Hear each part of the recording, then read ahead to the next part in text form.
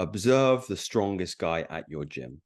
He's not looking around at what everybody else is doing. He's laser focused on what he's doing, moving with speed and precision. That's how you have to be in life. External opinions are worthless when you know you're on the correct path. Again, this is that brother energy. So I'm interested. What was the motivation for that tweet? Is that something that kind of came to you at the gym? Well, I'll tell you a secret, Joseph. Like pretty much every tweet I write is a message to myself from like five Oh, to 10 years really? ago. So, well, yeah, pretty much everything I write is kind of like me talking to my younger self. Hmm. And I think that's why a lot of people resonate with it because I've made a lot of mistakes in my life and I've Hmm. learned from those mistakes and I write about those. So with this one in particular, man, I used to be a super skinny kid and I just remember going to the gym and being like super worried, like, holy shit, like what am I doing this exercise wrong? Like, is this guy Uh-huh. looking at me? Like You're that are they self-conscious. talking You're very, about me? very Yeah, like I was just self-conscious. like super like and then I just realized like, as the years passed by, I kept going and I just stopped caring. I just walk in, I'm like, okay, like Mm. whatever, I'm just doing my thing. Okay, I did my exercise, check, go next until I'm done. And it's just I've done that too. I've looked at the strongest guys, they're never looking around at what other people are doing. They Hmm. don't care. They just put their headphones on, they That's just it. fucking That's it. get You under know, the bar and just I, I want to just add a point here. I'm wondering if you ever came to this revelation as well. Is that and it's funny how similar that kind of journey is for me. Very, very skinny at school. I think I was like 9 stone soaking wet when I left school, so underweight. So I wanted to put on some size. First, go into the gym. We got these monsters, these big bull tattooed men. You're just thinking, God, they're looking at me. They're talking to their friends about me. They're think I'm a fool. And then probably about and this took a while, maybe like 2 years in, I realized how selfish people are. You have to have an element of that temperament. So what I realized was they're so self-absorbed with themselves, they don't even acknowledge you like to that extent. They're looking in the mirror, they're posing, they're doing side tricep, they're doing double bicep. They're getting their pump on. The last thing in their attention span is you.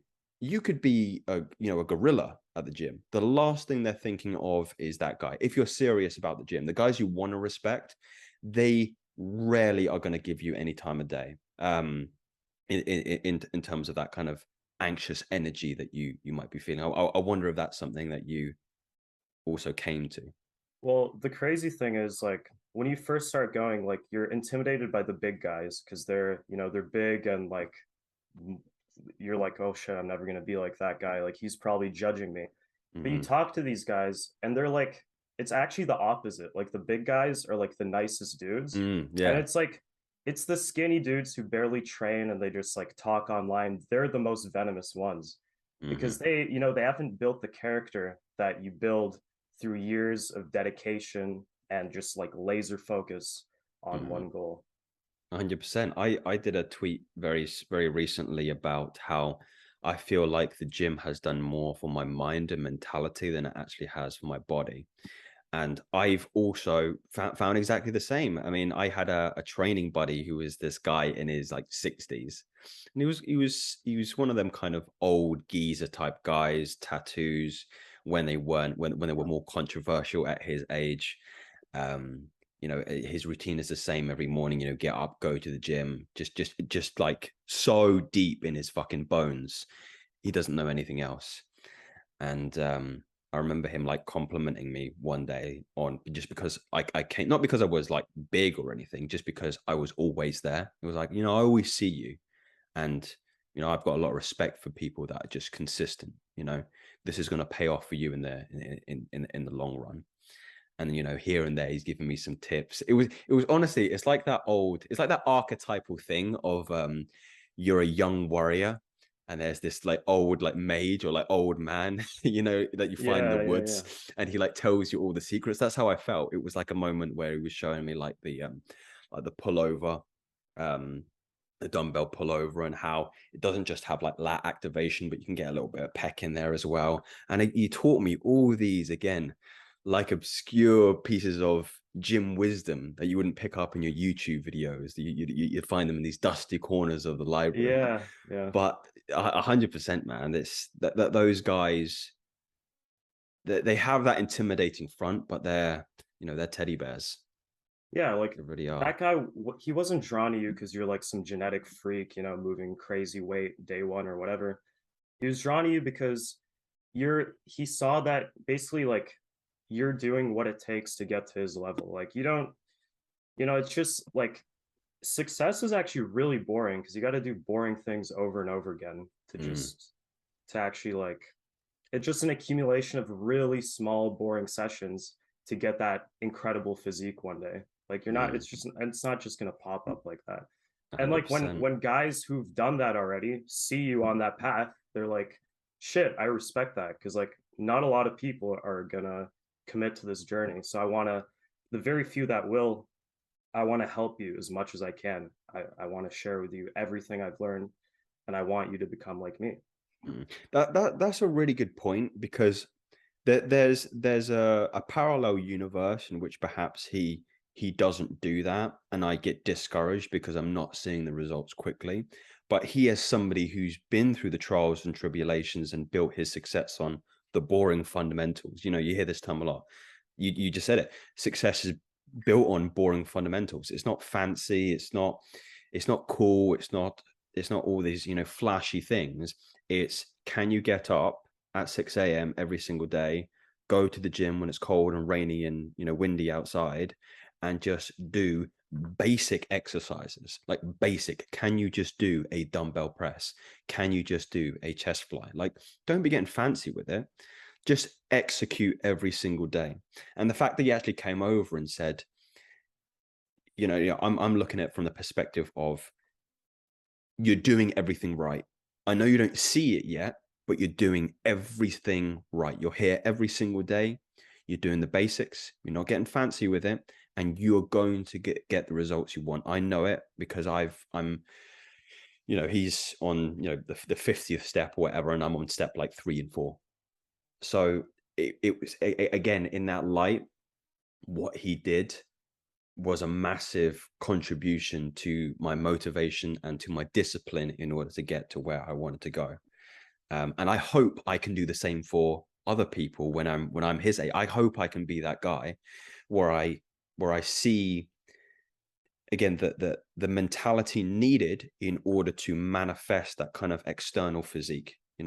There are some Yeah. people who get so lucky.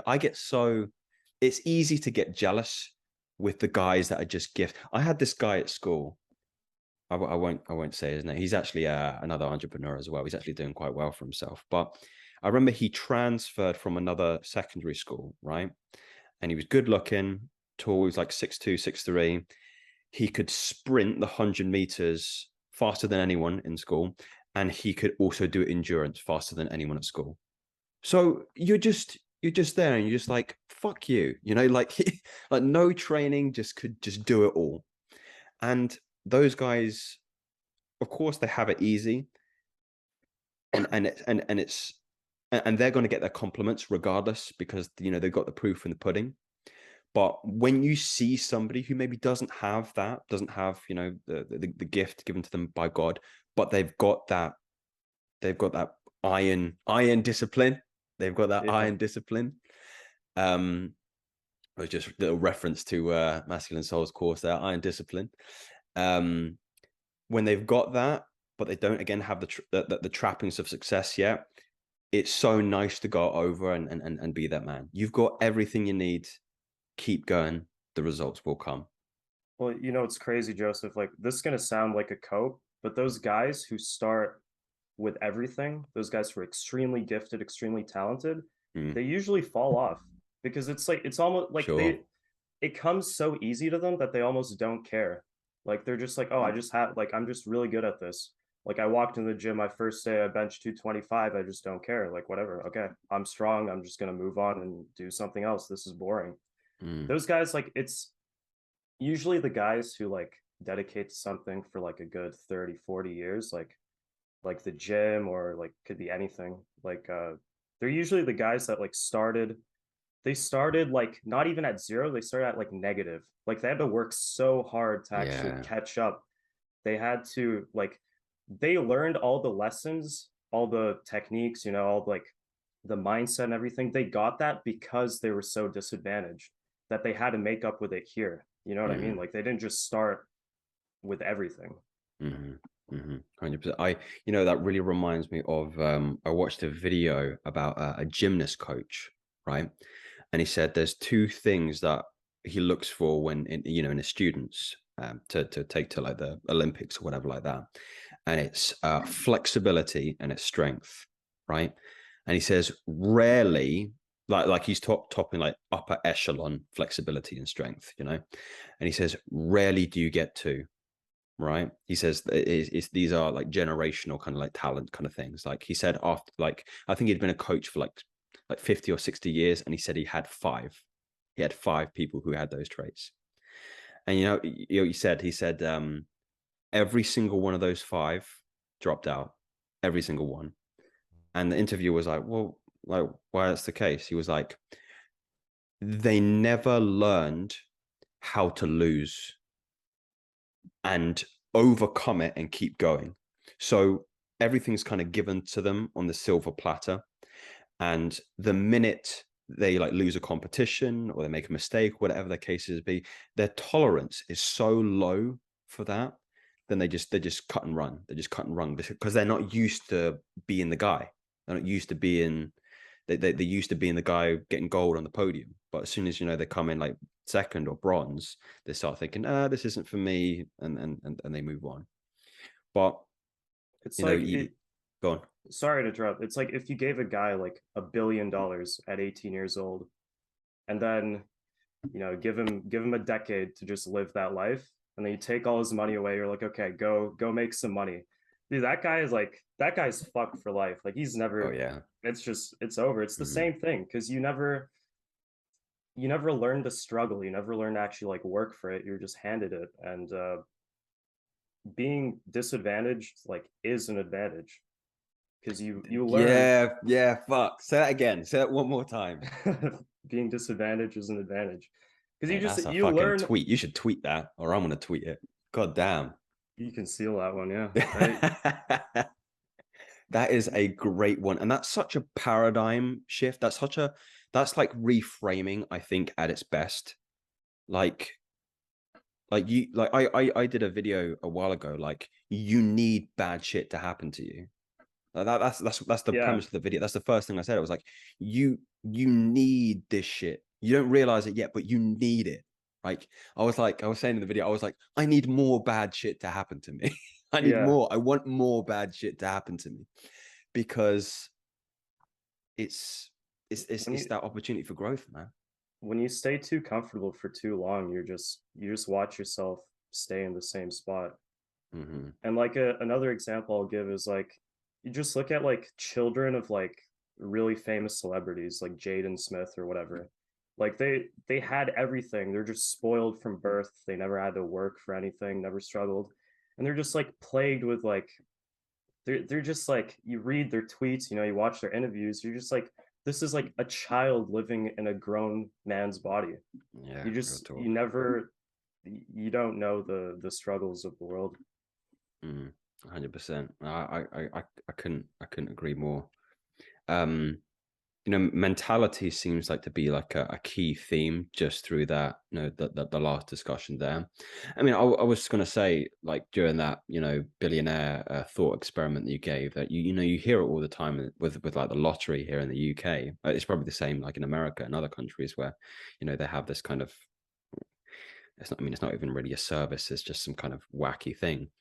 But if you don't develop the skills, the acumen necessary to develop that kind of wealth, it will elude you. It will elude you. There was this famous, I can't remember where I'm getting it from, but somebody asked like a very wealthy entrepreneur, millionaire, billionaire, essentially the premise of that you outlined there is like, if I just wiped your bank account away tomorrow, right? I just went, it's gone, right? um, what would happen? What would be your reaction? And he kind of took a moment. He said, I wouldn't really pay it any mind because I've already developed the skills that I need to recreate that. You know, Right. I'm already a millionaire here. This is something you can't delete. You can't delete this. You can Right. delete the superficial elements to it, but I already know each step intimately that I need to execute in order to get that back. Sure, it's going to take me a lot more time, but in my mind, there's not a doubt in there that I can get back to that place because I've already done it. I've already got those skills. Well, you're seeing this happen right now with crypto. Like guys, the Yeah. 10 years ago, they had $1,000 lying around. They're like, okay, I'll buy this cool Bitcoin thing.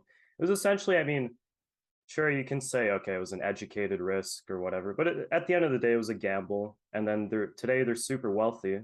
But like, once that money's gone, like, what are you gonna do? Because I mean, it is literally just gambling. Like Mm, you just had this gift fall from the sky, and guys are doing that too. Like they're getting into crypto now. Like, oh, I'm gonna buy this, and I'm gonna hold it for 3 years, and it's gonna 100x, and I'm gonna be rich. It's like you're just focusing on the wrong thing. Like you're not mhm. developing any skills. Like, is this making you a more valuable person? You're just waiting for something to go up. It's not. Yeah, it's a really good point. I mean, I don't know the finer details about that. I mean, I really, but from a surface level, maybe it might be naive for us to say that's kind of the feeling I get. I mean, if you were able to predict the market, I mean, Yeah. maybe there'd be a little bit more what would you say, logic to it. But no, it's difficult to say.